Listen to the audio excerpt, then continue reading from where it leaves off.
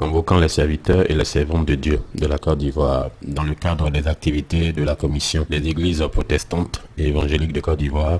Le porte-parole de la dite commission, l'archbishop Kassila Zito, a traité les 3 points de l'ordre du jour à Yopougon Azito à la mission MEDA.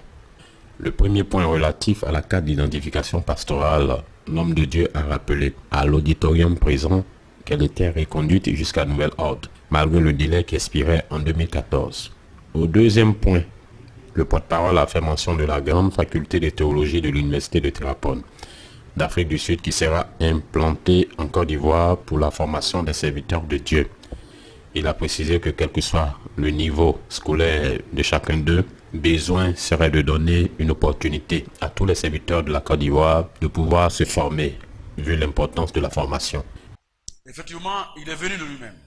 Nous avons eu, il a passé 10 jours à Abidjan, et après les 2 jours, la conclusion, il a pu intervenir auprès du siège et de l'Afrique de l'Ouest, et le directeur général, le journée international de cette école, a décidé que l'université, je ne dis pas une école biblique, je ne parle pas d'une école biblique, je ne parle pas d'un institut biblique, je parle d'une faculté théologique. Une université comme l'université Félix Faubert que vous voyez à Cocody, qui va s'implanter en Côte d'Ivoire. Pour moi, c'était un de mes combats. J'avais 2 choses, et si vous voulez 3. Le premier, quand nous avons mis la prophétie en place, et quand on a même mis par circonstance ou par besoin, quand on a mis la commission en place, la priorité pour moi était de comment faire pour rassembler les pasteurs des églises protestantes évangéliques dites indépendantes. Mes chers parents en Jésus, chers pasteurs, chers serviteurs de Dieu, c'est pourquoi je me suis toujours battu par la grâce de Dieu. Pour dire, il n'y a pas un baromètre qu'on prend pour mesurer qui est appelé, qui n'est pas appelé. Il y a le Dieu qui est en haut, qui est sur la terre parmi nous ce matin. C'est lui qui appelle. Je trouve dit à Moïse, établir les gens sur 10, sur 20, 30, 50, 100 et 1000. C'est pas parce que celui qui est sur 1000 est meilleur que celui qui est sur 10. Dieu nous amène les hommes selon la capacité qu'il met en nous. Mais qui sait, si c'est lui qui a 10 personnes, tu auras 10 000 personnes demain. Tout est Dieu. Il n'y a pas de raison donc de dire, je suis la grande église. Il n'y a pas de grande église sur la terre. Il n'y a pas de grande église, il n'existe pas. Et il n'existe pas de grand pasteur. Le grand pasteur s'appelle Jésus-Christ de Nazareth. C'est pourquoi à chaque moment je vous appelle. À chaque moment je crie. Les prophètes ont été formés auprès d'un grand prophète, Élie. Je suis d'accord pour la formation. Mais je crois aussi tout de même qu'à un moment donné, le Saint-Esprit que Dieu nous a donné, des fois il finit par nous enseigner lui-même, dans la vérité fondamentale, par la puissance de l'Esprit.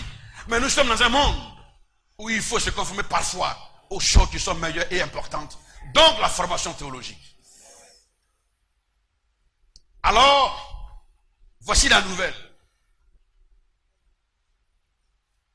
Nous avons obtenu, par la grâce de Dieu et par vos prières, pour ne pas que nous soyons ceux-là, qu'on puisse nous accuser de non formés, les gens de désordre.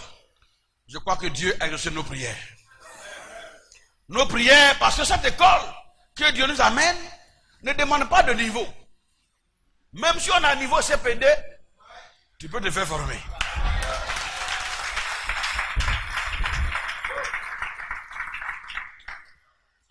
Parce que la spécificité de cette école, elle veut nous apprendre pas à bourrer la tête, mais à bourrer nos mains, à remplir nos mains, nos yeux, nos pieds, pour que quand nous imposons les mains aux malades, les malades soient guéris, qu'ils soient libérés, qu'ils soient délivrés, qu'ils voient la puissance de Dieu manifestée. Alors, Dieu est merveilleux. L'école a accepté de venir s'implanter en Côte d'Ivoire. Nous sommes toujours en communication. Ils sont prêts à venir juste après les élections. Nous sommes ici maintenant en train de chercher l'espace. Sur la carte, d'identification pastorale. Il y a eu beaucoup de dits et non-dits. Mais laissez-moi vous dire, les femmes qui sont là conviendront avec moi, qu'il n'y a qu'une femme qui a accouché qui connaît la douleur de l'accouchement. Parce que des fois même, le dernier cri de l'enfantement, on est entre la mort et la vie. Mais enfin, quand on est arrivé à pousser que l'enfant sort, et qu'on attend le cri du bébé, la femme s'apaise et rit, selon Proverbe. La réalité est en face de nous. Vous êtes sans censé ignorer combien de fois l'Église a souffert. La Côte d'Ivoire en général, mais l'Église dont nous appartenons, il y a eu beaucoup d'églises qui ont été cassées. Nous avons enregistré beaucoup de morts. On a le rapport. La raison fondamentale pour laquelle nous avons fait la carte d'identification pastorale, c'était pour la carte d'identification, d'abord identifier les temples, les lieux de culte, et deuxièmement, permettre aux pasteurs de circuler librement. Parce qu'à cette époque, ce n'était pas facile les pasteurs de sortir. Donc, je dis, 2015, vos cartes sont valables, circulez avec vos cartes. Et si vos cartes doivent changer, je convoquerai quand vous êtes là, à une assemblée générale, pour vous donner les nouvelles dispositions dont nous sommes en train de nous organiser. Maintenant, vous, avec le cadre de la commission, je déclare ici présent que les cartes sont encore valables. Circulez. Aucune carte que vous recevez des mains de quiconque en dehors de moi. Cette carte est une carte frauduleuse. Pour ceux qui n'ont pas de carte, qui voudraient peut-être faire de nouvelles cartes, je vous demande de souffrir avec moi. Vous avez vos cartes dans l'église à laquelle vous appartenez, qui vous reconnaît comme pasteur. Pour l'heure, prenez vos cartes, circulez avec. Mais nous vous dirons, dans le jour à venir, nous allons vous convoquer. Nous serons pleins dans cette salle et je vous donnerai la conduite à suivre. Je vous remercie. Le troisième point de l'ordre du jour s'est accentué sur l'actualité du moment et l'arrestation de l'ancien secrétaire de la commission, le général Camille Makosso. L'archbishop Kassi Azito s'est voulu très clair à ce sujet en signifiant que ni lui ni son entourage n'a lancé un mandat d'arrêt, ni orchestré quoi que ce soit. Mais c'est à la suite de nombreuses plaintes d'escroquerie déposées contre Makosso Camille qu'un mandat d'arrêt des autorités judiciaires que ce dernier a été interpellé pour être mis à la maca. Il reprendra certainement de ses actes le moment choisi par la justice. L'homme de Dieu a invité le docteur Isigor Gozeblé, journaliste et docteur en théologie biblique, chercheur et responsable de presse, afin d'apporter un éclaircissement sur ce sujet. Le jeune Makosso, vous avez appris qu'il a été arrêté et qu'aujourd'hui, il est à la maca. C'est une triste réalité. Est-ce que c'est normal? En tant que serviteur de Dieu, est-ce que c'est normal qu'il retourne 2 fois à la maca?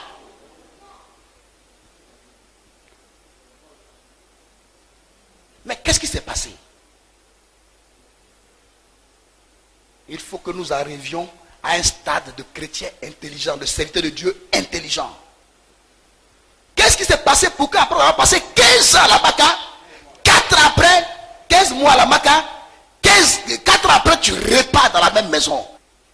On se lève un matin, on dit non, c'est Kassi qui l'a arrêté. Oui, Makosso était en fuite vers le Gabon. Il voulait fuir pour aller au Gabon parce qu'il a escroqué plus de 15 000 jeunes chrétiens. On n'a pas dit, écoutez-moi bien, on n'a pas dit qu'il a eu de l'argent avec le monde païen. On dit des jeunes chrétiens, des jeunes qui ont abandonné le monde païen et qui sont venus se réfugier dans le sang de Christ, qui ont besoin d'espérance, qui ont besoin de témoignages du Dieu qui bénit. Vous, serviteurs, vous venez, vous mettez en place une machination pour venir les éprouver. Mais voici le schéma que Makosso a utilisé. Il a mis en place un système pour aller rencontrer le ministre Alain Lobogno, d'alors ministre de la Jeunesse et des Sports. Vous savez, au ministère des Sports, il y a ce qu'on appelle le fonds jeune. C'est un fonds que le président Bédia a créé depuis 1994 qui permet de financer les projets des jeunes. Donc, ça va voir le ministre, il dit, ah, Depuis que Ouattara est venu là, les chrétiens se plaignent. Ils disent que le fonds des jeunes là, c'est aux jeunes musulmans seulement on donne. On n'a jamais donné ça aux chrétiens. Le ministre dit c'est quoi? Il dit mais oui, c'est la vérité. Il dit ah bon, d'accord. Donc je vais prendre. Vous faites quoi? Il dit non. Via un rassemblement, tu vas parler aux jeunes. Tu vas expliquer comment on peut gagner, on peut avoir droit au fonds. Le ministre dit il est d'accord. Dès que le ministre a dit il est d'accord là, Makosso a appelé son gars Patrick Bédier, ils ont envahi toutes les églises évangéliques de SMS. On dit on a 5 milliards à prendre. Vous n'avez pas vu ça à la télévision? Non, est-ce que vous avez vu ça à la télévision? Il dit on a 5 milliards à prendre. Ouattara donne 5 milliards. Donc, où tu es là, il faut quitter. Allons au parc des sports. Il y a eu 12 000 jeunes au parc des sports. Quand le ministre a fini de parler pour expliquer le mécanisme de financement des projets, dès que le ministre est parti, Makosso a fait passer un communiqué. Il dit, pour que tu puisses avoir le fonds là. Vous avez vu le ministre? Non, il dit oui. Vous avez écouté le ministre? Oui. Pour que tu puisses avoir le fonds, il faut que vous soyez membre du réseau panafricain des jeunes chrétiens entrepreneurs.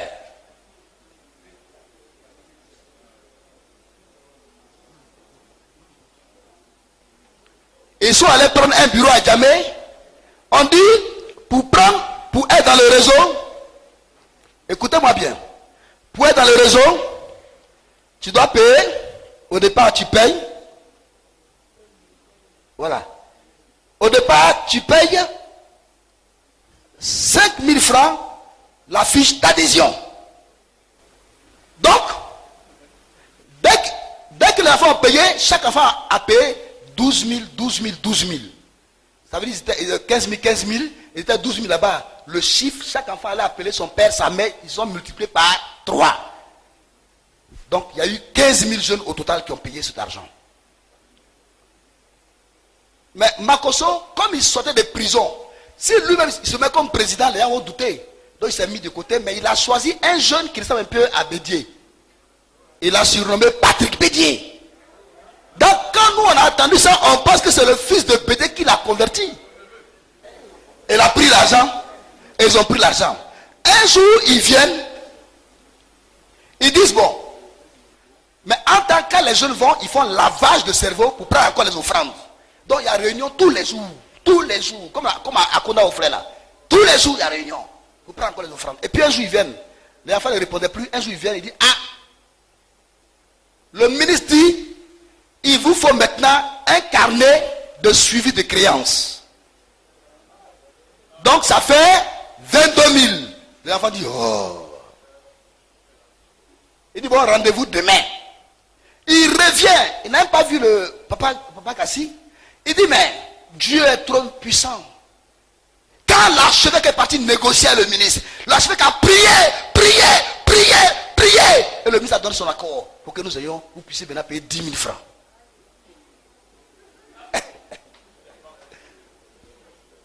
Alors, les enfants, tout le monde dit on ne veut plus.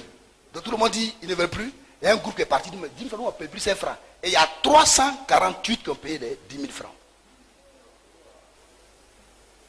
Et Makosso quitte les dit aux jeunes, il dit bon, vous les jeunes qui allez avoir de l'emploi, le financement, c'est le jour là, le 27 là, au stade du Fort Boigny, que l'État, le président de la République, le ministre, ils vont vous remettre l'argent. Donc venez avec votre père, votre mère, votre neveu, votre oncle, chacun avoir 50 personnes. C'est eux qui étaient au terrain pour recevoir leur argent.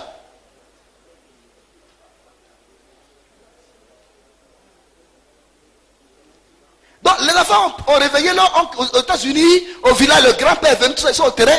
Chacun pense maintenant, il va arriver un moment où on va dire, le ministre va remettre l'argent. Ils sont au terrain, ils ne voyaient rien. J'ai lancé moi-même, le comité éthique et déontologie pour l'assainissement de l'église. Le bishop n'est pas au courant. Personne n'est au courant. J'ai commencé ça l'année dernière. mon truc consiste à quoi? Je fais des communiqués à la télévision, à Béné TV, à Fréquence Vie. Je fais des communiqués à la Voix Sainte. Je dis, et dans le communiqué on dit, il nous revient de façon récurrente que des personnes mal intentionnées escroquent les fidèles chrétiens au moyen des projets de prospérité, de voyage en Israël, aux États-Unis, en France, que tous les chrétiens qui détiennent une preuve de vente immobilière, d'achat de terrain, de venir les déposer auprès de Maître Tia, afin que nous puissions engager la méthode de la réconciliation au sein de l'Église. J'ai fait mon communiqué. Dieu de Goumi m'a aidé. Tout le monde m'a aidé. J'ai reçu 1225 plaintes. Sur les 1225 plaintes, Marco Social a 1100 plaintes. Il a dépouillé des femmes. Il y a des femmes qui ont vendu leur terrain pour que leur enfant parte aux États-Unis. Il a pris l'argent et puis il a disparu. Et quand tu l'appelles pour te plaindre, il te traite de maudit. Qui t'a dit qu'on a qu'un seul homme de Dieu?